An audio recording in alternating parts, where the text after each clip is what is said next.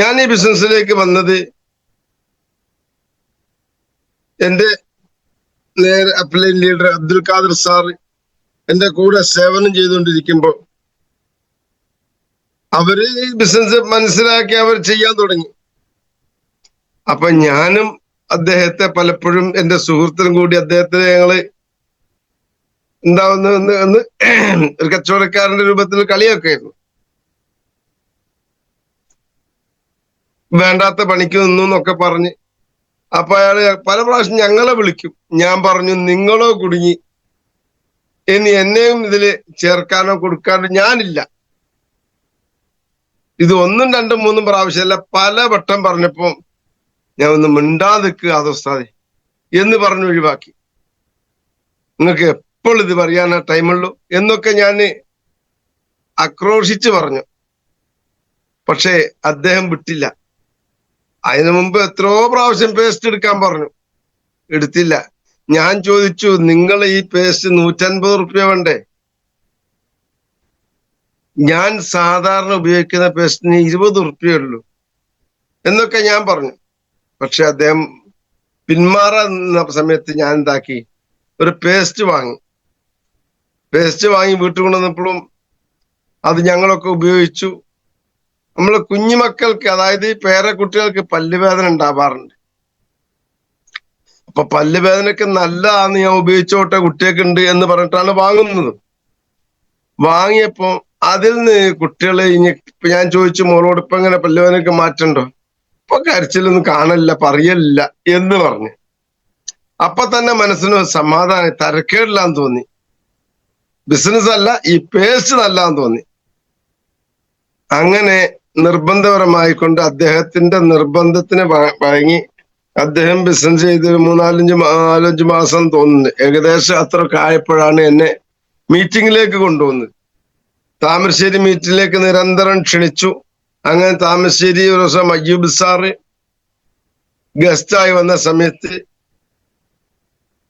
എന്നെ ഈ മീറ്റിംഗിലേക്ക് ക്ഷണിച്ചു.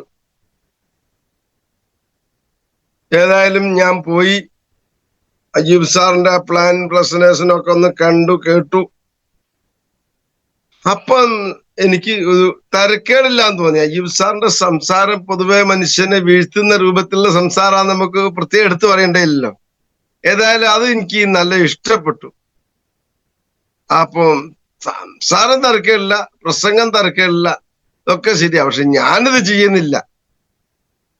അപ്പം എന്നോട് റജീന മേഡം അവരൊക്കെ പറഞ്ഞു, കാര്യമായിട്ട് പറഞ്ഞ അയ്യൂബ് സാറാണ്. അന്ന് അയ്യൂബ് സാറാണ് വലിയ അവിടുത്തെ ലീഡർ.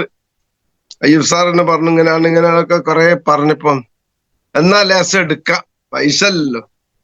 അങ്ങനെയാണ് കുറച്ച് സാധനം എടുത്ത്, കുറച്ച് ഉൽപ്പന്നങ്ങൾ പ്രൊഡക്റ്റ് എടുത്ത് വീട്ടിൽ കൊണ്ടുവന്ന് പിന്നെ വീട്ടിലെത്തിച്ച് തന്നപ്പോ എടുത്തു എന്ന് പറഞ്ഞപ്പോ തന്നെ വീട്ടിൽ വന്ന് പറഞ്ഞപ്പം ഭാര്യ പറഞ്ഞ്, അത് ഏതോ തട്ടിപ്പായിരിക്കും, നിങ്ങളെ പൈസയും പോയി, അങ്ങനെയാണ്. അപ്പം സാധനം വരട്ടെ, വന്നിട്ട് ആലോചിക്കാതെ ഇത് കണ്ടപ്പം നമ്മളെ കുടുംബത്തിന് അല്ലെങ്കിൽ ഭാര്യക്ക് ഒരു നിലക്കും അംഗീകരിക്കാൻ കഴിഞ്ഞില്ല. ഭാര്യക്ക് അംഗീകരിക്കാൻ കഴിഞ്ഞില്ല എന്ന് പറയുമ്പോൾ നമ്മൾ മനസ്സിലാക്കേണ്ടത് നമ്മളോട് മാനസികമായി വെറുപ്പുണ്ടായിട്ടല്ല, നമ്മളെ കാശിന്റെ പകുതി നമ്മുടെ ഭാര്യ ഉണ്ടാ. അങ്ങനെ മനസ്സിലാക്കുക. നമ്മൾ അധ്വാനിക്കുന്നത്, നമ്മൾ കൂട്ടമായിട്ടാണല്ലോ നമ്മൾ അധ്വാനിക്കുന്നത്. എൻ്റെ ഒരു ഉറുപ്പ്യ ഉണ്ടെങ്കിൽ അത് 50 പൈസ ഭാര്യക്കുള്ള, ഒരു ഭർത്താവിന്റെ ഉള്ള ക്യാഷിന്റെ പകുതി അവകാശം അവൾക്കാണല്ലോ. അപ്പൊ അത് നഷ്ടപ്പെടാതിരിക്കാൻ ആ ഭാര്യ നമ്മൾ എന്താക്കും, ചില നിയന്ത്രണങ്ങളൊക്കെ വെക്കണം. അല്ലെങ്കിൽ പൈസ നഷ്ടപ്പെട്ടൂലേ. പൈസ നഷ്ടപ്പെടാതിരിക്കാനും ഓവർ ചെലവഴിക്കാതിരിക്കാനും അനാവശ്യത്തിന് ചെലവഴിക്കാനുള്ള വിവരങ്ങളൊക്കെ ഭാര്യ നമ്മൾ പറയും, സ്വാഭാവിക. അത് ഏത് ഭർത്താവിനോടും പറയും. അതുപോലെ തന്നെ എന്റെ ഭാര്യയും എന്നോട് ഇങ്ങനെയൊക്കെ പറഞ്ഞു. അപ്പോ അങ്ങനെ മാത്രല്ല ശകാരിച്ച് പറഞ്ഞു, ഇതൊക്കെ ഞാൻ ഇത് അൽമാരിൽ വെക്കുന്ന മുമ്പ് തന്നെ എന്നോട് പറഞ്ഞു, ഇതൊക്കെ ചുവന്ന കുപ്പികളല്ല, ഇത് മാറിപ്പോവില്ലേ, ഇത് കൊടുത്താൽ എന്തോ പറ്റൂലേ, ആളുകൾക്ക് എന്തോ പറ്റിയ നമ്മളെ പോലീസ് പിടിക്കൂലേ എന്നെല്ലാം ഒരുപാട് കാര്യങ്ങൾ ഭാര്യ പറഞ്ഞപ്പോൾ സ്വാഭാവികമായി കൊണ്ട് മാനസികമായി എനിക്ക് പ്രയാസം വന്നു. ഞാൻ പറഞ്ഞൊന്ന് മിണ്ടല്ല, നമുക്ക് ദൈവാക്കാം. അങ്ങനെ അയ്യൂബ് സാറിനെ വിളിച്ച് അയ്യൂബ് സാറിനോടൊക്കെ വിവരങ്ങൾ പറഞ്ഞ് അയ്യൂബ് സാറ് പിന്നെ ഇങ്ങനെ പ്രയാസങ്ങളുണ്ട്, ഇങ്ങനെ ഇത് എനിക്ക് മുമ്പോട്ട് കൊണ്ടുപോകാൻ കഴിയില്ല എന്ന് പറഞ്ഞ സമയത്ത് അയ്യൂബ് സാറ് രണ്ടാളെ പറഞ്ഞയച്ചു എന്റെ വീട്ടിലേക്ക്. ഒന്ന് എന്റെ നേരെ അപ്ലൈൻ ലീഡറും അതിന്റെ അപ്ലൈൻ ലീഡർ ബഷീർ സാർ ചമൽ, അവർ രണ്ടുപേരും വന്ന് എനിക്ക് കുറെ നിർദ്ദേശങ്ങളും ഉപദേശങ്ങളും ഒക്കെ പറഞ്ഞു തന്ന് അവരൊരു മീറ്റിംഗിന് ഡേറ്റ് കണ്ട്, ഞാനും അങ്ങനെ ഓക്കെ പറഞ്ഞു. അങ്ങനെ മീറ്റിംഗ് ഡേറ്റ് കണ്ട് മീറ്റിംഗ് ഒക്കെ നടത്തി. ഈ മീറ്റിംഗ് നടത്തി ആ മീറ്റിംഗ് എന്റെ കുടുംബക്കാരും എന്റെ അയൽവാസികളായ കുറച്ച് ആൾക്കാർ 10-20 ആളുണ്ടാവും, എന്റെ ഓർമ്മ ശരിയാണെങ്കിൽ 20 ഇല്ല 10-15 ആളുണ്ടാവും.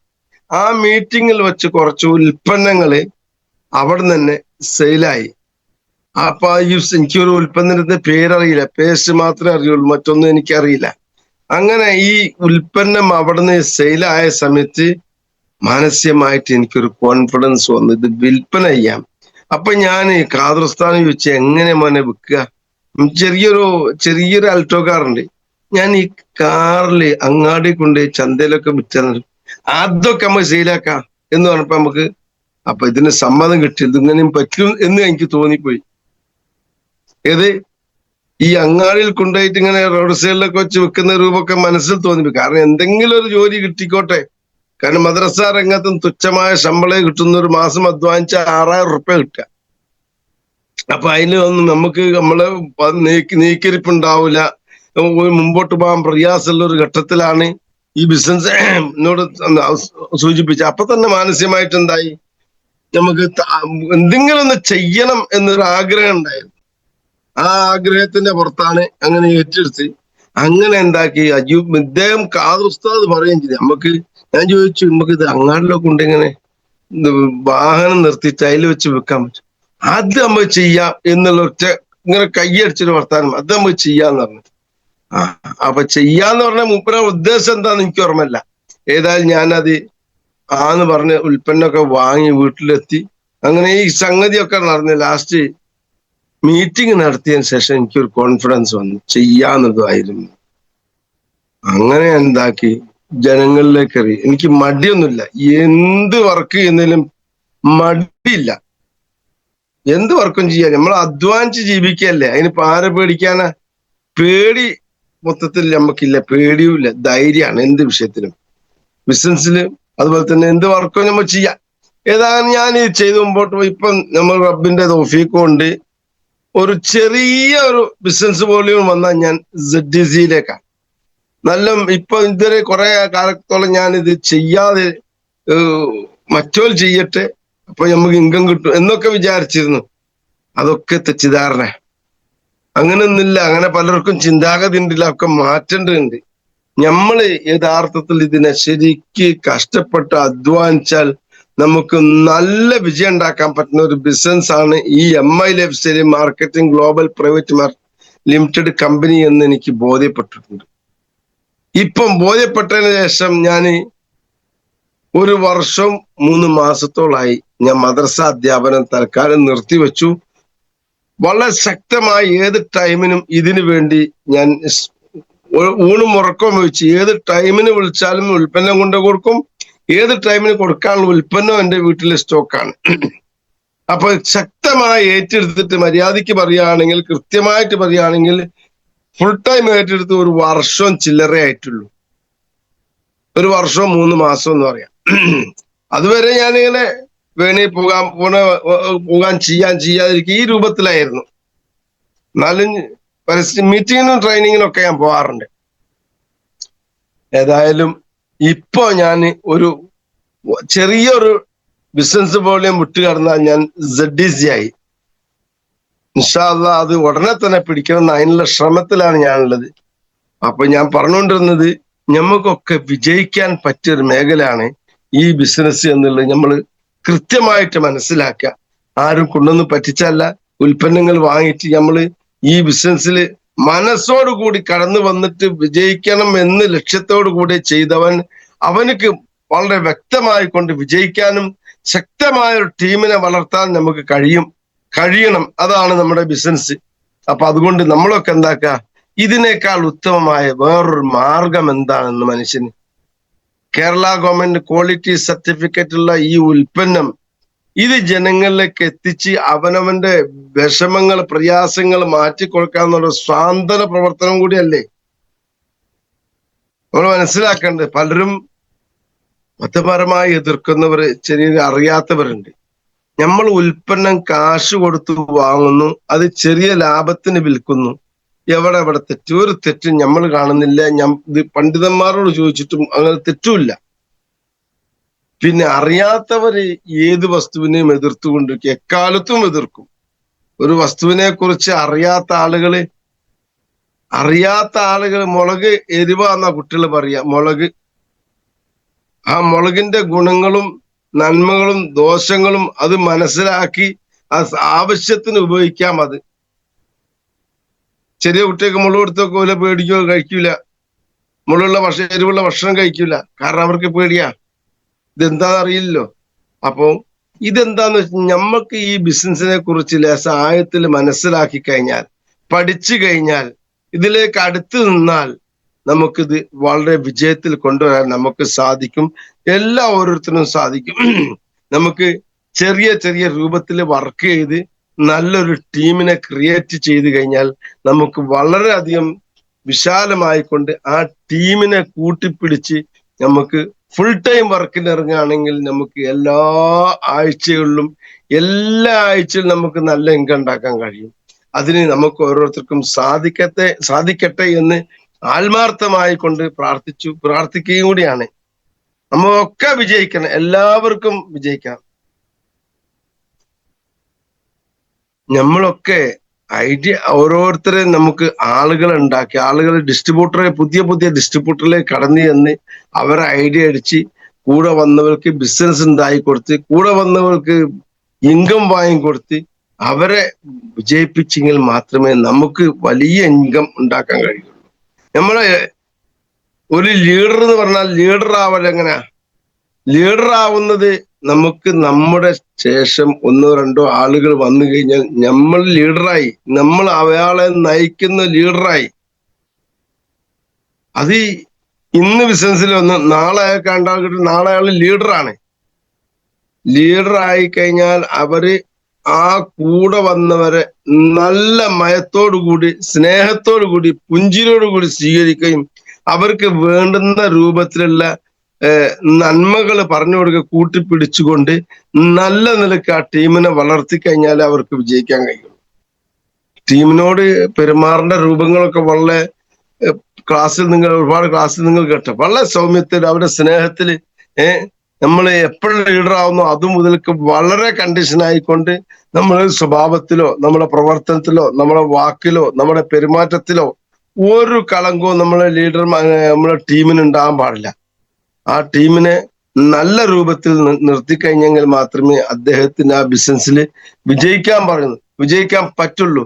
നമ്മളെ ലീഡർമാരെ വെക്കുന്ന നമ്മളോട് എന്തെല്ലാം നിർദ്ദേശങ്ങൾ നമ്മൾ കേൾക്കുന്നുവോ ആ നിർദ്ദേശങ്ങളൊക്കെ എപ്പോഴാണ് ടീമിലേക്ക് മാറ്റിക്കൊടുക്കാൻ അദ്ദേഹത്തിന് കഴിയുക, ആ ടീമിലേക്ക് മാറ്റിക്കൊടുത്ത് ആ ടീമിനെ ഡെവലപ്മെന്റ് ചെയ്യാൻ അദ്ദേഹത്തിന് എപ്പോഴാണോ കഴിയുന്നത് ആ സമയത്തെ ഈ ബിസിനസ്സിൽ അദ്ദേഹത്തിന് വിജയിക്കാൻ കഴിയുള്ളൂ. ഉദാഹരണം പറയുകയാണെങ്കിൽ ഇപ്പൊ എന്റെ ലീഡർ ഖാദർ ഉസ്താദ് ആണെങ്കിലും, അതുപോലെ തന്നെ താഹിറ മേഡം, ബഷീർ സാർ, അതുപോലെ തന്നെ റജീന മേഡം, അയ്യൂബ് സാർ, ഇവരൊക്കെ പറയുന്ന കാര്യങ്ങൾ എന്നോട് പറയുന്നത് ഞാൻ ആ അക്ഷരം പ്രതി അനുസരിക്കുകയും അതനുസരിച്ചു കൊണ്ട് എന്റെ ടീമിലേക്ക് കൊടുക്കാൻ ഞാൻ തയ്യാറാവുന്നുവോ അസമയത്തെ ഞാൻ എന്താവുള്ളൂ, ഈ കടപ്പാട് നിർവഹിക്കാൻ തയ്യാറാകുന്ന സമയത്തെ എന്താവുള്ളൂ, ഞാൻ ലീഡർ ആവുള്ളൂ. അല്ലാണ്ട് അവരിങ്ങോട്ട് പറഞ്ഞു ഞാൻ ഇതിലെ കേട്ടു ഇതിലോട്ട് വിട്ടു കഴിഞ്ഞാൽ ഞാൻ വിജയിക്കൂല.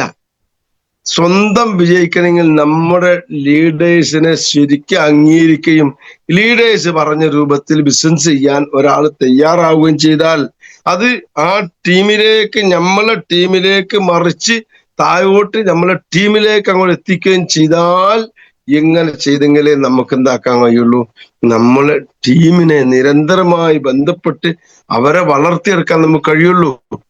അതിന് പൂർണ്ണമായിട്ട് എന്താക്കണം, നമ്മുടെ ലീഡേഴ്സിനെ ആരാണോ നമ്മുടെ ലീഡർ ആ ലീഡറെ നമ്മ എന്താക്കണം 100% അംഗീകരിക്കണം. ബിസിനസിന്റെ വിഷയത്തിൽ നമുക്ക് നല്ലൊരു നേതൃത്വമാണ് മനസ്സിലാക്കി ആ ലീഡറെ അംഗീകരിച്ച് കാര്യങ്ങൾ ചെയ്യുമ്പോഴേ നമുക്ക് എന്താക്കാൻ കഴിയുള്ളൂ, അതിൽ നിരന്തരമായി വിജയിക്കാൻ നമുക്ക് കഴിയുള്ളൂ. അതുപോലെ തന്നെ നമുക്ക് എന്ത് വേണം, നല്ലൊരു പ്ലാനിങ് വേണം നമ്മുടെ ടീമിലേക്ക്. അതപ്പോ പലർക്കുള്ള തകരാറ്, പലർക്കുള്ള പോരായ്മ, എനിക്ക് പ്ലാനിങ് ഉണ്ടാക്കാൻ അറിയില്ല, ഞാനിപ്പോ എങ്ങനെയാ ടീമിനോ പറയേണ്ടത്, എങ്ങനെയാ ടീമിനോട് ചെയ്യേണ്ടത് എന്നുള്ള ഒരു ഓർമ്മക്കുറവോ അറിയാത്തോണ്ടോ അത് നമ്മൾ ലീഡർ ചോദിക്കും, ഞാൻ എന്താ ചെയ്യേണ്ടത്, ഞാനിപ്പോ എന്താ ചെയ്യണം, ഞാനിപ്പോ ഇങ്ങനെയൊക്കെ ചെയ്തിട്ടുണ്ട്, ഇനി എന്താ ചെയ്യേണ്ടത്, എന്താ ചെയ്യേണ്ടത് എന്നിങ്ങനെ നമ്മളെ മുതിർന്ന ലീഡർമാരോട് ചോദിച്ച് അവര് പറയും പോലെ അവർ പ്ലാൻ ഉണ്ടായി തരും. ആ പ്ലാനിൽ കൂടി നമ്മൾ നീങ്ങുക. നല്ലൊരു പ്ലാന്, ആ പ്ലാന് പ്രധാനമായ പോയിന്റാണ് പ്ലാനിങ് നന്നാവുക. ആ പ്ലാൻ, ഇതാഴ്ചയിൽ ഞാൻ എന്തൊക്കെ ചെയ്യണം, ഇതാഴ്ച എനിക്ക് എത്ര ഇൻകം വേണം, അല്ലെങ്കിൽ ഇതാഴ്ചയിൽ ഞാൻ എന്റെ ബിസിനസ് എവിടൊക്കെ എത്തണം, ഇതാഴ്ചയിൽ ഞാൻ പറഞ്ഞ ആളുകൾ എത്ര ആളെ കാണാനുണ്ട്, അല്ലെങ്കിൽ എത്ര ലീഡർമാരുടെ അടുത്ത് പോകാനുണ്ട്, അല്ലെ ഇനി ഒരു വർക്കും ഇല്ലെങ്കിൽ നമ്മള് ഡിസ്ട്രിബ്യൂട്ടർമാരിൽ ഇങ്ങനെ ഉറങ്ങിക്കെടുക്കുന്നവർ, അല്ലെ പിന്നെ ചലനം അച്ചു കിടക്കുന്ന എത്ര ആളുണ്ട്, അവരുടെ അടുത്ത് പോയിട്ടൊന്ന് ഉഷാറാക്കുക എന്ന് നമ്മൾ ഒരു പ്ലാനിങ് ആദ്യം ഉണ്ടാക്കുക. അത് എല്ലാവർക്കും വേണം. അത് എല്ലാവർക്കും എല്ലാ വിഷയത്തിലും പ്ലാനിങ് വേണം. നമ്മൾ ചെയ്യാൻ പോകുന്ന കാര്യത്തിൽ മുഴുവനും, എന്ത് കാര്യത്തിലെ ഉദാഹരണം പറയുകയാണെങ്കിൽ, ഞാൻ ചെറിയ ഉദാഹരണം, ഞാൻ താമരശ്ശേരി ഒരു ഉൽപ്പന്നം വാങ്ങാൻ പോകുന്ന കാര്യത്തിന് പോവുകയാണ്. താമരശ്ശേരി പോണ വഴിക്ക് എനിക്ക് ഈങ്ങാപ്പലിന്റെ കാര്യം ചെയ്യാണ്ട്, പിന്നെ അതുപോലെ 22 ഒരാളെ കാണാനുണ്ട്, അത് പോയിട്ട് താമരശ്ശേരി ചുങ്കത്ത് മറ്റൊരു കാര്യം അവിടുന്ന് ഇറച്ചി വാങ്ങാണ്ട് എന്നുള്ള കാര്യങ്ങളൊക്കെ ഒരു പ്ലാൻ ഉണ്ടാക്കിയിട്ട് വേണം പോകുക. എന്ത് വിഷയത്തിനും പ്ലാനിങ് വേണം. അതേപോലെ നമ്മുടെ ഈ ബിസിനസ്സിൽ MI ലൈഫ് വിജയിക്കണമെങ്കിൽ ശക്തമായ ഒരു പ്ലാൻ നമുക്ക് ഉണ്ടാക്കി വെക്കേണ്ട ഓരോരുത്തരും. ഇത് ഞാൻ വെറുതെ പറഞ്ഞല്ല, പ്ലാൻ ഉണ്ടാക്കിയിട്ട് നമുക്ക് വിജയിക്കാൻ കഴിഞ്ഞു. അതുകൊണ്ട് നിങ്ങളൊക്കെ എന്താക്കുക, നമുക്ക് ഇതാഴ്ചയിൽ എന്ത് ചെയ്യുമെന്ന് പ്ലാൻ നിർബന്ധം ഉണ്ടാക്കുക. രണ്ടാമത് ആക്ഷൻ ആവുക. അതായത് പ്ലാൻ ഉണ്ടാക്കി അത് വർക്ക് ചെയ്യാനും അത് പ്രവർത്തിക്കാനും അത് നടപ്പിൽ വരുത്തുക. പ്ലാൻ മാത്രം ഉണ്ടാക്കി കുത്തിരുന്നാ പോരാ. എനിക്കൊരു പ്ലാനൊക്കെ ഉണ്ട് ഇതാഴ്ച ചെയ്യാൻ, അല്ലെ ഈ മാസം ചെയ്യാൻ, എനിക്ക് ഇന്നെ അത് പോരാ. അതുകൊണ്ട് വർക്കിൽ ഇറങ്ങണം, റൂട്ടിൽ ഇറങ്ങി വർക്ക് ചെയ്ത് പ്രവർത്തിച്ച് കാണിക്കണം. ആ പ്രവർത്തിച്ച് കാണിക്കുമ്പോഴേ എന്താവുള്ളൂ, ആ പ്ലാനിങ് പൂർത്തിയാകുള്ളൂ. ആ പ്ലാൻ പൂർത്തിയാകുമ്പോൾ എന്താവുള്ളൂ, അവന് ഇവാലുവേഷൻ, അതിന്റെ പരിശോധന നടക്കണം. ഞാൻ ഉദ്ദേശിച്ച കാര്യങ്ങൾ, എഴുതി വെച്ച കാര്യങ്ങൾ, ഈ ആഴ്ച ചെയ്യേണ്ട കാര്യങ്ങൾ ഞാൻ ചെയ്തോ, അതിലെവിടൊക്കെ പോരായ്മ വന്നു, എവിടൊക്കെ അതില് ചെയ്യേണ്ടതുണ്ട് എന്നുള്ള ആ പേപ്പർ, എഴുതി വെച്ച പേപ്പർ എടുത്തൊന്ന് നോക്കണം. അത് നോക്കുമ്പോഴേ എന്താവുള്ളൂ, ഇതിൽ പോരായ്മ ഉണ്ടല്ലോ, ഞാൻ ഇവിടെ ചെയ്തെടുത്ത് അവിടെ അമ്പായത്തോട് പോയപ്പോ ഇദ്ദേഹത്തിനെ കണ്ടില്ലല്ലോ, അത് ആ പേപ്പറിൽ എഴുതി വെച്ചിട്ട് ഇന്നാളെ കാണുന്നത് അത് കണ്ടില്ല.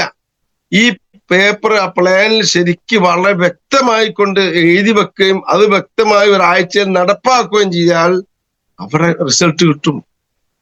നമ്മൾ പോകേണ്ട സ്ഥലത്ത്, നമ്മൾ കാണേണ്ട ആളെ, നമ്മൾ ചെയ്യേണ്ട വർക്ക്, ഉൽപ്പന്നം കൊടുക്കേണ്ടത്, ഉൽപ്പന്നം കൊടുത്തവർക്ക്, ഇതൊക്കെ നമ്മളെ പ്ലാനിങ്ങിൽ വരണം.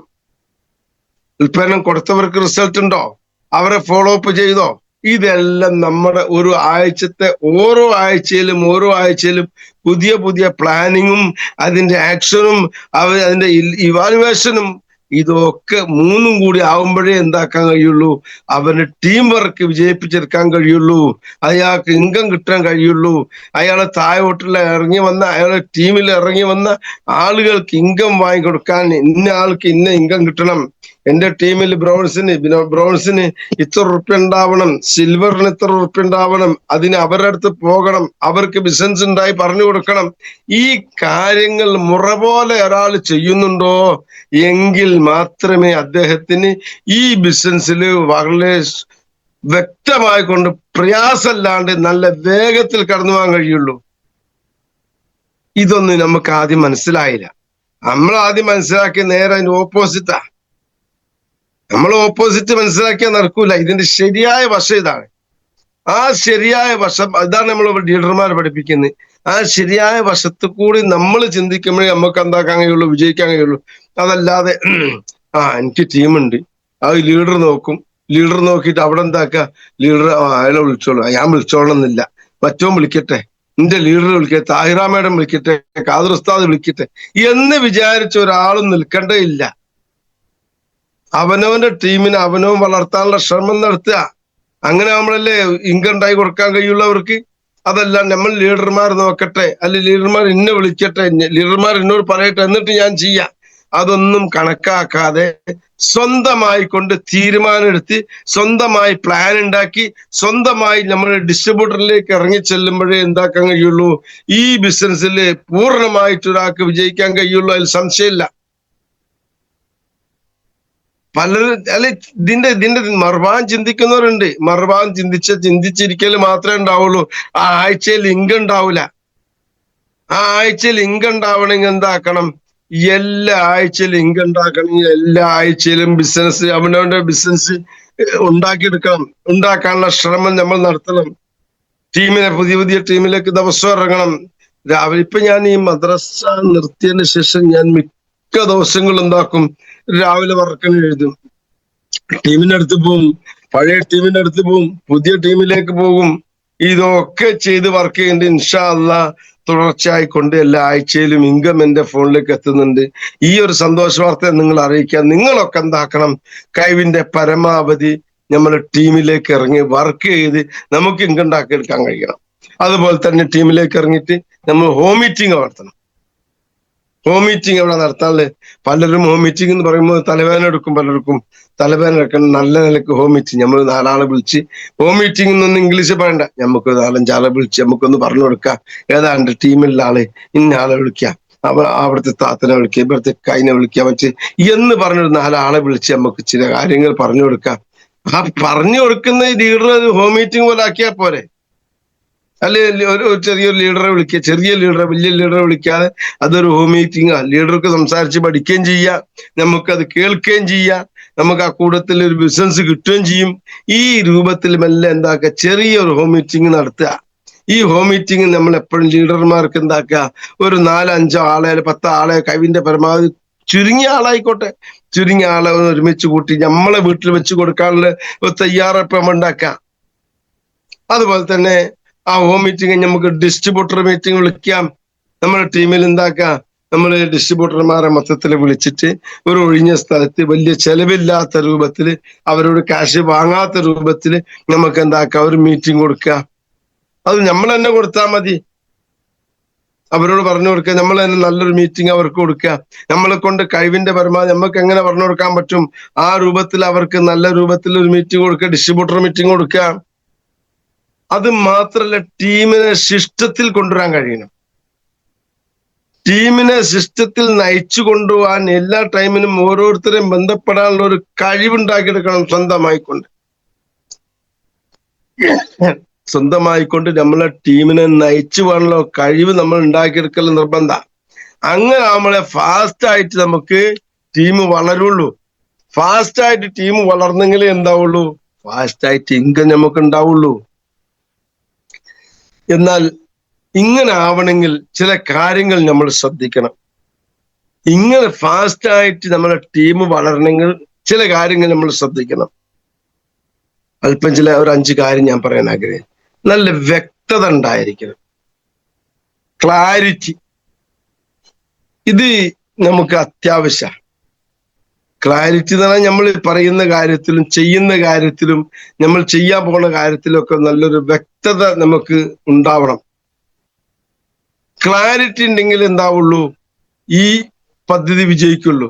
അതുപോലെ തന്നെ സ്ഥിരത ഉണ്ടാവണം. പറയുന്ന കാര്യത്തിലെ സ്ഥിരത വേണം, ചെയ്യുന്ന കാര്യത്തിൽ സ്ഥിരമായി ചെയ്യുന്ന കാര്യം ഉണ്ടാവണം. ഇങ്ങനെ സ്ഥിരത, ഈ കാര്യങ്ങൾ നമ്മൾ എന്താക്കുക, ഉണ്ടാവണം. ഈ 2 കാര്യം പ്രധാനമായിട്ട്. മറ്റൊന്ന്, നല്ലൊരു മത്സര ബുദ്ധിയോടുകൂടി ചെയ്യുക. മത്സര ബുദ്ധി എന്ന് പറയുമ്പോഴേ മറ്റൊരുത്തിനെ തോൽപ്പിക്കാനുള്ള മത്സര ബുദ്ധി അല്ല വേണ്ടത്. ഞാൻ വിജയിക്കണം എന്നുള്ള ചിന്തയോടെ മത്സര ബുദ്ധിയോടുകൂടി നമ്മൾ വർക്ക് ചെയ്യുക. എന്റെ ടീമില് ഇതാഴ്ച ഒരു ഓഫർ ഇട്ടിട്ടുണ്ട്, ആ ഓഫറിൽ എനിക്ക് വിജയിക്കണം. ഞാനാവണം ഫസ്റ്റ്. ആ ചിന്ത ഉണ്ടാവട്ടെ, നമ്മുടെ മനസ്സിനൊരു മാറ്റം വരട്ടെ. എന്റെ മനസ്സിന് മാറ്റം വന്നെങ്കിലല്ലേ എനിക്ക് വിജയിക്കാൻ കഴിയുള്ളൂ. എന്ന് ഓരോരുത്തർ നമ്മുടെ മനസ്സിന്റെ മാറ്റങ്ങളാണ് നമ്മളെ ഈ ബിസിനസ്സിൽ വിജയിപ്പിക്കുക. മനസ്സിന്റെ മാറ്റങ്ങൾ പല രൂപത്തിലുണ്ടാവും. പക്ഷെ ഇവിടെയുള്ള മാറ്റം എന്ന് പറഞ്ഞാല് എനിക്ക് വിജയിക്കണം എന്ന രൂപത്തിൽ മാറ്റങ്ങളാവട്ടെ. ഈ മാറ്റം ഉണ്ടാവുമ്പോൾ എന്താക്കാൻ കഴിയുള്ളൂ? നമുക്ക് വിജയിക്കാൻ കഴിയും. നമ്മൾ വിജയിക്കുന്ന കാര്യങ്ങളുണ്ടാകുമ്പോൾ അപ്പൊ നമുക്ക് മത്സര ബുദ്ധിയോടുകൂടി മറ്റൊരുത്തരെ തോൽപ്പിക്കാനല്ലാതെ മറ്റൊരുത്തനെ പരാജയപ്പെടുത്താനുള്ള മത്സര ബുദ്ധി അല്ല. എനിക്ക് ഈ ബിസിനസ്സിൽ വിജയിക്കാൻ, ഞാൻ ഈ ബിസിനസ്സിൽ വിജയിക്കണം, എന്റെ ടീം, എന്റെ ലീഡർ പറഞ്ഞ കാര്യം എനിക്ക് ചെയ്യണം, അപ്പോഴേ എനിക്ക് വിജയിക്കാൻ കഴിയുള്ളൂ എന്നുള്ള ആ ധാരണയോടുകൂടെ തന്നെ നമ്മൾ എന്താക്കണം? ഒരു മത്സര ബുദ്ധിയോടുകൂടി ഈ ബിസിനസ്സിൽ വർക്ക് ചെയ്യുക. അതുപോലെ തന്നെ നമുക്ക് എന്താക്കാം? കാരണങ്ങൾ കണ്ടെത്തുക. നമുക്ക് പിന്നെ പൊതുവെ മനുഷ്യന്മാർക്ക് കാരണങ്ങൾ കണ്ടെത്തൽ രണ്ട് രൂപത്തിലുണ്ട്. ചെയ്യാതിരിക്കാനും കാരണങ്ങൾ കണ്ടെത്തും, ചെയ്യാനുള്ള കാരണം കണ്ടെത്തും. നമ്മൾ എപ്പോഴും പോസിറ്റീവേ ചിന്തിക്കാവൂ. പോസിറ്റീവ്. നെഗറ്റീവിലേക്ക് നമ്മളെ ചിന്ത, നമ്മളെ മൈൻഡ് അതിലേക്ക് പോകാൻ പാടില്ല. പലരും നമ്മളെ മൈൻഡ് നെഗറ്റീവ് ആക്കി വരും. പലരും നമ്മളെ ഇതിൽ നിന്ന് പിന്മാറാനുള്ള നെഗറ്റീവുകൾ കൊണ്ടുവരും. ആ നെഗറ്റീവിലേക്ക് പോകാതെ ഏത് സമയത്തും നമ്മൾ എന്താക്കണം? പോസിറ്റീവുകൾ ചിന്തിക്കുക. അയാൾ എന്ത് വിചാരിക്കും? അയാൾ എന്നെ പറ്റി നല്ലതേ വിചാരിക്കുള്ളൂ. അങ്ങനെ ചിന്തിച്ചാൽ എന്താ? ഞാൻ ചിന്തിക്കാൻ, ഞാൻ നിങ്ങളെ പറ്റി അല്ല പറയാം, എന്നെ പറ്റി ഞാൻ പറയാ. ഞാൻ ഈ ബിസിനസ് ആയിട്ട് പോകുന്ന സമയത്ത് ആളുകള് ഒരു പക്ഷെ അങ്ങാടിയിൽ ഇരുന്ന ആളുകൾ എന്താക്കും? നമ്മളെ ആക്ഷേപിക്കുന്നവരുണ്ട്. അയാളല്ലേ പോണ്, അയാളുണ്ടല്ലേ വണ്ടി എടുത്ത് പോണ് എന്ന് പറയുന്ന ചിന്തിക്കുന്ന ആളുകൾ ഉണ്ടാവും, പറയുന്ന ആളുണ്ടാവും. പക്ഷെ നമ്മൾ അവിടെ എത്തുമ്പോൾ എന്ത് മനസ്സിലാ? മൊയ്തീൻക്ക് എന്നോട് നല്ലതേ പറയുന്നുള്ളൂ എന്നെ പറ്റി, അല്ലെങ്കിൽ മുഹമ്മദ്ക്ക് എന്നോട് എന്താവും? നല്ല ചിന്ത ഉണ്ടാവുള്ളൂ, എന്നെ പറ്റി നല്ലതേ വിചാരിക്കുള്ളൂ എന്ന് നമ്മൾ ചിന്തിച്ചേക്കണം. അവര് എന്തോ പറഞ്ഞോട്ടെ, നമ്മൾ ആദ്യം നമ്മൾ ചെയ്യുന്ന വർക്ക് ശരിയാണ്, എനിക്കിത് ചെയ്യാൻ പറ്റും, ഞാൻ ചെയ്താൽ വിജയിക്കും, എനിക്ക് ഇൻകം കിട്ടും, ഈ ധാരണ എന്റെ മനസ്സിൽ വേണം. എന്റെ എന്ന് പറയുമ്പോൾ നമ്മൾ ഓരോരുത്തരെയും മനസ്സിൽ വേണം. അങ്ങനെ എല്ലാവർക്കും ഉണ്ട്. പക്ഷെ ഞാൻ ആവർത്തിച്ച് പറയുന്നു, ഒന്ന് ആണയിട്ട് പറയുന്നു എന്ന് പറയില്ലേ, എന്നതുപോലെ ഒന്ന് ഉറപ്പിച്ച് പറയാന്ന് മാത്രമേ ഉള്ളൂ. അപ്പോ നമ്മൾ എന്താക്കുക? മറ്റൊരാൾ എന്ത് വിചാരിക്കുന്നു നമ്മൾ നോക്കണ്ട. ഞാൻ ചെയ്യുന്നത് നല്ലതാണ്, ഞാൻ ചെയ്യുന്ന വർക്ക് നല്ലതാണ്, അതിലെനിക്ക് ഗുണമുണ്ട്, അതുകൊണ്ട് ഞാൻ ചെയ്തിരിക്കും എന്നുള്ളതാണ് നല്ല നല്ല മനസ്സോടു കൂടി എന്താക്കണം? നമ്മൾ ഈ വർക്ക് ചെയ്യണം. മറ്റൊന്ന് കാര്യം, നമ്മള് ധൈര്യം ഉണ്ടാവുക. ധൈര്യം ഉണ്ടാവണം. നമ്മൾ ഈ ബിസിനസ് ചെയ്യുമ്പോൾ നമുക്ക് ആരോടും പറയാനുള്ള ഒരു കോൺഫിഡൻസോട് കൂടി പറയണം. നമ്മൾ പറയുമ്പം ഇപ്പൊ ഇന്നലെ തന്നെ ഒരാള് വിളിച്ച് എന്നെ വിളിച്ച്, ഞാൻ അയ്യൂബ് സാറിനെ വിളിക്കുന്നത് പോലെ അയ്യൂബ് സാറിനെ എപ്പോഴെടുക്കിടക്ക് വിളിച്ച് സംസാരിക്കുക. അയ്യൂബ് സാറെ നമ്മൾ ഇതിനെന്താ കൊടുക്കുക? ആദ്യം ഇപ്പല്ല കേട്ടോ, ആദ്യം അതിനെന്താ കൊടുക്കുക, ഇതിനെന്താ കൊടുക്കുക? അയ്യൂബ് സാറിന്റെ സംസാരം കേട്ടോ, അതുകൊണ്ട് അത് കുടിക്കുമ്പോൾ മാറും. ആ രൂപത്തിൽ അദ്ദേഹം സംസാരിക്കുക. വളരെ അത് താല്പര്യമാണ്, അദ്ദേഹത്തിന്റെ കോൺഫിഡൻസ് ആണ്. അപ്പോ ഇന്നലെയും എനിക്കൊരു കോൾ വന്നു. പിന്നെ എന്റെ ചെറിയ ടീമിൽ നിന്ന് കോൾ വന്നു. അവർക്ക് ഞാൻ പറഞ്ഞു കൊടുത്തു. അപ്പൊ പറഞ്ഞു കൊടുക്കുമ്പോ സൈഡ് എഫക്റ്റോ സ്റ്റീറോയിഡോ ഇല്ലാത്ത നല്ല ഉൽപ്പന്നമാണ്, ഈ ഉൽപ്പന്നം ഇങ്ങനെ നിങ്ങൾ ഉപയോഗിച്ചാൽ കണ്ടീഷനാണ് എന്നുള്ള ആ കാര്യങ്ങൾ നമ്മൾ ആ ധൈര്യത്തിൽ അവർക്ക് ഒരു ധൈര്യം കൊടുത്ത് ഒരു നമ്മളെ കോൺഫിഡൻസ് അവരിലേക്ക് കൈമാറുന്ന സമയത്ത് അയാൾ ആ ഉൽപ്പന്നം വാങ്ങാനും അത് ഉപയോഗിക്കാനും ഉള്ള ഒരു സന്മനസ് കാണിക്കും. നേരെ മറിച്ച് ഫസ്റ്റിലെ ഡിസ്ട്രിബ്യൂട്ടർമാർക്ക് പറഞ്ഞു കൊടുക്കാൻ പ്രയാസം ഉണ്ടാകുമല്ലോ. അപ്പൊ അത് നമ്മൾ വിളിക്കുമ്പോൾ നമ്മൾ എന്താക്കുക? നല്ല കോൺഫിഡൻസോട് കൂടി നമ്മൾ എന്താക്കുക? ഈ ബിസിനസ്സിൽ ഇറങ്ങി വർക്ക് ചെയ്തു കഴിഞ്ഞാൽ നമുക്കും പൂർണ്ണമായി കൊണ്ട് ഈ ബിസിനസ്സിൽ വിജയിക്കാൻ പറ്റും. അതിൽ സംശയമല്ല. അപ്പൊ ആ ടീമിലേക്ക് എന്താ, ടീമിനെ നയിക്കുന്ന ആള് ആ ടീം നമ്മളോട് ചോദിക്കുന്ന ഉൽപ്പന്നങ്ങളൊക്കെ കൊടുക്കാൻ നമ്മളെ വക്കലും ഉൽപ്പന്നങ്ങൾ ഉണ്ടാകുക. റീപർച്ചേസ് ഇങ്ങനെ ചെയ്തുകൊണ്ടിരിക്കുക നമ്മൾ. ഞാൻ ഇതാഴ്ച തന്നെ കഴിഞ്ഞ ആഴ്ച പ്രൊഡക്റ്റ് എടുത്തു, ഈ ആഴ്ച പ്രൊഡക്റ്റ് എടുത്തു, ഇനി ഇതാഴ്ച കഴിഞ്ഞല്ലോ, ഇതപ്പോ ഈ കഴിഞ്ഞ 2 ആഴ്ച 3 ആഴ്ച ഞാൻ പ്രൊഡക്റ്റ് എടുത്തു. ഇനി അടുത്ത ആഴ്ച പ്രൊഡക്റ്റ് എടുക്കാനുള്ള കാശ് എന്റെ കയ്യിൽ സ്റ്റോക്കും ഉണ്ട്. അതിനുണ്ടാക്കണം, അതിന് ബിസിനസ് ചെയ്യണം, ബിസിനസ് കാശ് ഉണ്ടാക്കണം. ഇങ്ങനെ വർക്ക് ചെയ്യുന്ന ആളുകൾക്ക് അതായത് ആഴ്ചയിൽ ഇൻകം കിട്ടുള്ളൂ. പലരും പറഞ്ഞു, ഇപ്പം പല റാങ്കിലുള്ളല്ലോ എനിക്ക് ഇൻകം വരുന്നില്ല, എനിക്കിപ്പം വളരെ ഇൻകം കുറവാണ്. ഇൻകം കുറവാണ്, അയാൾ വർക്ക് ചെയ്തിട്ടുണ്ടാവൂല. അയാൾക്ക് നഷ്ടക്കച്ചവടം വല്ല പീടികയിൽ നിന്നിട്ടോ വേറെന്തോ ചെയ്ത് നഷ്ടക്കച്ചവടത്തിൽ അയാൾ കിട്ടുവോ? അപ്പൊ ഈ ഉൽപ്പന്നം കൊടുത്ത് നമുക്ക് ലാഭം കുറഞ്ഞോട്ടെ, റീപർച്ചേസ് വരുമ്പോഴല്ലേ ഞാൻ ചോദിക്കാം. ഞാൻ 95 ഹാർട്ടും ഡെലിറ്റോക്സ് ഒക്കെ ഇവിടെ കൊണ്ടേ വെച്ചിട്ട് അങ്ങനെ മാസങ്ങൾ കാത്തിരിക്കുന്നേക്കാൾ മെച്ചം അതൊരാൾക്ക് കൊടുത്ത് റെഡി കാശിന് എന്താക്കുക, ഈ സാധനം കൊടുത്ത് വാങ്ങിയവർക്ക് കൊടുത്ത് നമുക്ക് ഒരു 10, 100, 150 ലാഭം വാങ്ങിയാൽ മതി. ഇതൊക്കെ കൊടുക്കുമ്പോ ഞാൻ അത്ര വാങ്ങുള്ളൂ. അപ്പൊ നമുക്ക് വണ്ടിക്കൂലി പൈസ ലാഭം കിട്ടിയാൽ മതി. നേരെ ബില്ലിട്ടൂടെ, റീപർച്ചേസ് വേറെ ബില്ലിട്ട് റീപർച്ചേസ് എടുത്താൽ അതിലും കിട്ടൂല ഇൻകം. 5 രൂപ ബില്ലിടണം. ഈ രൂപത്തിൽ ബിസിനസ് ചെയ്തെങ്കിലേ എന്താക്കാൻ കഴിയുള്ളൂ, നമുക്ക് ഇതിൽ വിജയിക്കാൻ കഴിയുള്ളൂ. അതല്ലാതെ കണ്ട് നമുക്ക് പെട്ടെന്ന് ഇൻകം വരുന്നില്ല, അത് ഞാൻ വർക്ക് ചെയ്യുന്നില്ല, എന്റെ ലീഡേഴ്സ് വർക്ക് ചെയ്തോട്ടെ എന്നാൽ എനിക്ക് ഇൻകം കിട്ടും എന്ന് ഒരാൾ വിചാരിച്ച് ഈ ബിസിനസ്സിൽ കൂടിക്കഴിഞ്ഞാൽ പറയാ. നമ്മൾ ഈ ബിസിനസ്സിനോടൊപ്പം നിൽക്കണം. ഈ ടീമിനോടൊപ്പം നിന്ന് ശരിക്കും ശക്തമായി കൊണ്ട് വർക്ക് രംഗത്ത് വേണ്ട. നമ്മൾ 2 മണിക്കൂർ ദിവസം ചെലവഴിക്ക്, 2 മണിക്കൂർ ആത്മാർത്ഥമായി ചെലവഴിച്ചു കഴിഞ്ഞാൽ അവനക്ക് വിജയം കിട്ടും. ഇപ്പൊ ഒന്നും ചെയ്യാത്തവന് എന്തോ കിട്ടുമോ? ഇപ്പൊ എന്നൊരാള് ഒരു ജോലിക്ക് വിളിച്ചു, ഒരു തേപ്പിന്റെ പണിക്ക് വിളിച്ചു. തേപ്പറിയുന്ന ആളാന്ന് ഞാൻ സങ്കല്പിക്കാം. ആ പണിക്ക് ഞാൻ പോയിട്ട് ഞാനവിടെ വെറുതെ നിന്ന് മറ്റോ ചെയ്യുമ്പോ അവന്റെ വർത്താനം പറഞ്ഞ് ഫോണിൽ നോക്കി കുത്തിരുന്ന എനിക്ക് ആശിട്ടോ? അവിടെ പോയി അധ്വാനിക്കണം. ഏത് വർക്കിനും അതിന്റെ അധ്വാനം ഉണ്ട് നമ്മൾ മനസ്സിലാക്കുക. അതുപോലെ ചെറിയൊരു എഫേർട്ട് ഇതിലെടുത്താൽ മതി, ചെറിയ വർക്ക് ചെയ്താൽ മതി. ഈ ചെറിയ വർക്ക് ചെയ്യുമ്പോൾ എന്താക്കും, നമുക്ക് വലിയ ലാഭങ്ങൾ വരും, വലിയ ഇൻകങ്ങൾ വരും. ആഴ്ചയിൽ അണമുറിയാതെ നമ്മളെ ഇൻകം നമ്മുടെ അക്കൗണ്ടിലേക്ക് എത്തുമ്പോൾ നമുക്ക് എന്താക്കും, നല്ല മനസ്സമാധാനം കിട്ടും, നമ്മളെ റാഹത്ത് കിട്ടും, സന്തോഷം കിട്ടും. നമുക്ക് സുഭിക്ഷമായി നമ്മൾ നല്ല ഭക്ഷണം കഴിക്കാം, കുട്ടികൾക്ക് ആവശ്യമുള്ള കാര്യങ്ങൾ വാങ്ങിക്കൊടുക്കാം. നമ്മൾ ലീഡർമാരെ മാതൃകയാക്കുക. നമ്മളെ മുതിർന്ന ലീഡർമാരെ എങ്ങനെ ചെയ്യുന്നത് അത് നമ്മൾ മാതൃകയാക്കുക. അപ്പൊ എനിക്ക് കൂടുതൽ ആലോചിക്കാനല്ല, എന്റെ അയ്യൂബ് സാർ ചെയ്യുന്നത് നോക്കിയാൽ മതി, റജീന മേഡം, താഹിറ മേഡം ചെയ്യുന്ന നോക്കിയാൽ മതി, വെള്ളി സാറും ബിജു സാറും ചെയ്യുന്നത് നോക്കിയാൽ മതി. അങ്ങനെ നമ്മൾ ലീഡർമാർ വിജയിച്ച മാർഗം. ഇപ്പൊ ചില ആൾക്കാർ വിചാരിക്കും, വെള്ളി സാറിന് ഇങ്ങനെ അവിടെ ഒരു മീറ്റിംഗ് ഇവിടെ ഒരു മീറ്റിങ്ങിന് പോയാൽ മതി, ഇടയ്ക്കൊന്ന് കാറെടുത്ത് അങ്ങോട്ട് കറങ്ങിയാൽ മതി, അയാൾക്ക് ഇൻകം ലക്ഷങ്ങളാണ്. ലക്ഷങ്ങൾ ഇൻകം കിട്ടണമെങ്കിൽ ആദ്യം നല്ല ലക്ഷങ്ങൾ കഷ്ടപ്പെട്ടിട്ടുണ്ട്. ഈ ബെൽനിസാറൊക്കെ ഈ രംഗത്ത് അത്രയും നല്ലോണം കഷ്ടപ്പെട്ടിട്ടുണ്ട്. അദ്ദേഹത്തിന്റെ സംസാരത്തിൽ ഏതോ റെയിൽവേ സ്റ്റേഷനിലൊക്കെ അന്തി ഉറങ്ങുന്ന കഥയൊക്കെ ഫോട്ടോസ് നമ്മൾ കാണിച്ചെന്നല്ലേ. അത്ര കഷ്ടപ്പാടൊന്നും നമുക്ക് ഈ കോഴിക്കോട് പോയി കഴിഞ്ഞാലും ഉള്ളിയേരി പോയി കഴിഞ്ഞാൽ നമ്മളെ ഉൽപ്പന്നം കിട്ടിയില്ലേ? നിങ്ങളൊന്ന് ആലോചിച്ച് നോക്ക്. നമ്മുടെ മുൻഗാമികളായ ഈ ബെൽനിസാറിനെ പോലത്തെ അല്ലെങ്കിൽ അതിന് മുതിർന്ന സാർമാരെ പോലത്തെ ഇങ്ങനെ വിജയിച്ചത് എന്തോരം കഷ്ടപ്പെട്ടിട്ടാ, എന്തോരം എഫേർട്ട് എടുത്തിട്ടാ. അപ്പൊ അതൊക്കെ നമ്മളൊന്ന് ചിന്തിച്ചു നോക്കുക. അത്ര എഫേർട്ട്, അതിന്റെ പകുതി എഫേർട്ട് നമുക്ക് ഇന്ന് ഇല്ല. ഓരോരുത്തരും ഇപ്പൊ നമ്മള് ചുരുക്കത്തിൽ പറയും, നമ്മളെ ബിജു സാറ് ഒരു വ്യാഴാഴ്ച ഉള്ളിയേരുന്ന പേരാമ്പ്രന്ന് വരുമ്പോ എന്തോരം ഉൽപ്പന്ന കഷ്ടപ്പെട്ട് ആ വണ്ടി കയറ്റി കൊണ്ടുവന്ന് നമ്മളിലേക്ക് ഇറക്കി തരണത്. അയാളെ ചെയ്യേണ്ട ആവശ്യമുണ്ടോ?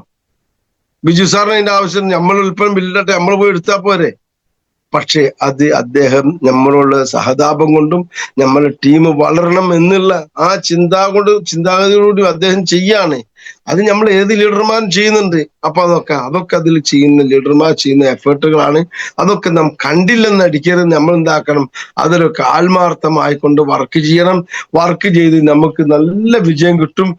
മതപരമായിക്കൊണ്ടും അല്ലാതെയും നമ്മൾ ഉൽപ്പന്നങ്ങൾ വാങ്ങുന്നു, അത് വിൽക്കുന്നു, അത് ലാഭം ഉണ്ടാക്കുന്നു, ബിസിനസ് ഡെവലപ്മെന്റ് ചെയ്യുന്നു.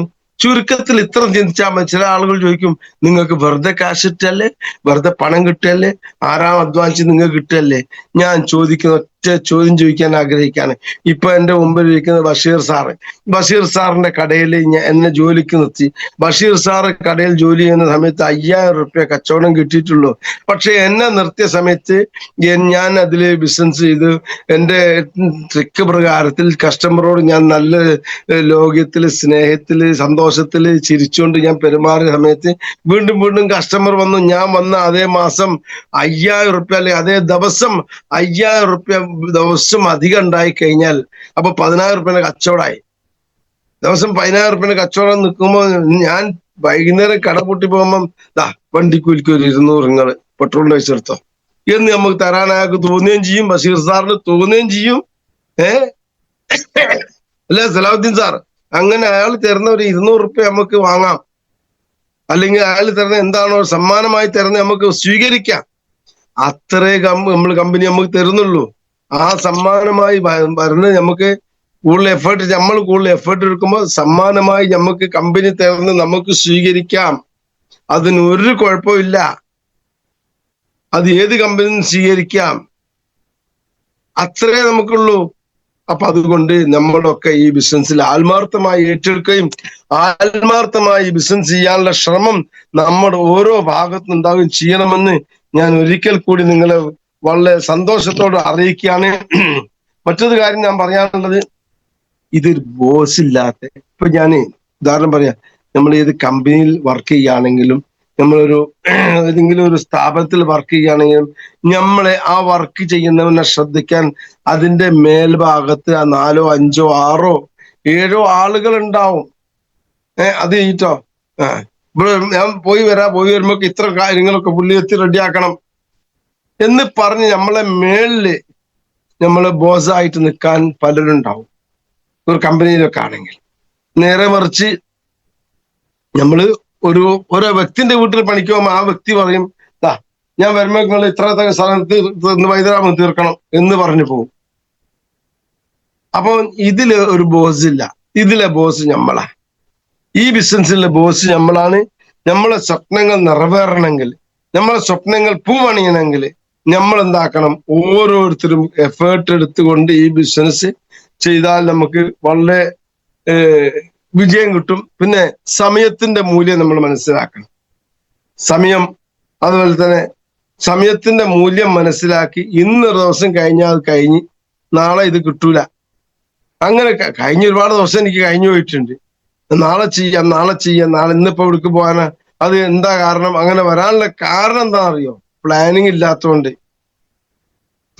ഇല്ലാത്തതുകൊണ്ടാണ് ഇപ്പോഴാണ് മനസ്സിലാവുന്നത്.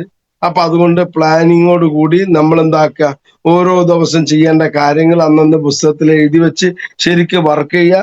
ക്ഷമയോടുകൂടി നമ്മുടെ ടൈമും നമ്മുടെ സമയവും നമ്മുടെ സ്ഥലപരിമിതി ഒന്നും നമുക്ക് ഒക്കെ നമ്മൾ ശ്രദ്ധിച്ചുകൊണ്ട് എന്താക്കുക, നമ്മൾ ശരിക്കും വർക്ക് ചെയ്യുക. നമുക്ക് വിജയം ഉറപ്പായിരിക്കും. നമ്മൾ പഠിപ്പിച്ചത് മറ്റുള്ളവർക്ക് പറഞ്ഞു കൊടുക്കാനും പഠിപ്പിച്ചു കൊടുക്കാനും നമ്മൾ എന്താക്കുക, നമ്മളെ പഠിച്ച കാര്യം മറ്റുള്ളവർക്ക് പറഞ്ഞു കൊടുക്കാനും അവരെ പഠിപ്പിച്ചു കൊടുക്കാനും നമ്മൾ എന്താക്കുക, ടൈം കണ്ടെത്തുക. നല്ല കൂട്ടായ്മയോടെ സ്നേഹത്തോടെ നമ്മളെ ടീമിനെ നയിക്കാനുള്ള ഒരു സൽബുദ്ധി നമ്മുടെ വെക്കുന്നുണ്ടാകുക. ടീമിനോട് ഒരു കാരണവശാലും ദേഷ്യം പിടിക്കാതെ, ടീമിന് ഒരു കാരണവശാലും അവരെ എപ്പോഴും സന്തോഷത്തിന്റെ വാക്കുകളെ അവരോട് പറയാവൂ. ടീമില് ഞങ്ങൾ സന്തോഷത്തിന്റെ വാക്കുകൾ പറഞ്ഞ് നമ്മൾ എന്താക്കുക, നമ്മൾ അവരോട് സന്തോഷത്തിന്റെ വാക്കുകൾ പറഞ്ഞ് അവരോട് പെരുമാറുക. ഒരു ഇഷ്ടമില്ലാത്തൊരു വർത്താനം നമ്മുടെ ടീമിനോട് പറയാതിരിക്കുക. പിന്നെ നമ്മുടെ മനസ്സിനെ നാം വികസിപ്പിച്ചെടുക്കണം. നമ്മുടെ മനസ്സിന് നാം എന്താക്കണം? വികസിപ്പിച്ചെടുത്ത് നമുക്ക് നല്ല രൂപത്തിൽ വിജയിക്കാൻ സാധിക്കണം. ദൈവം അനുഗ്രഹിക്കട്ടെ.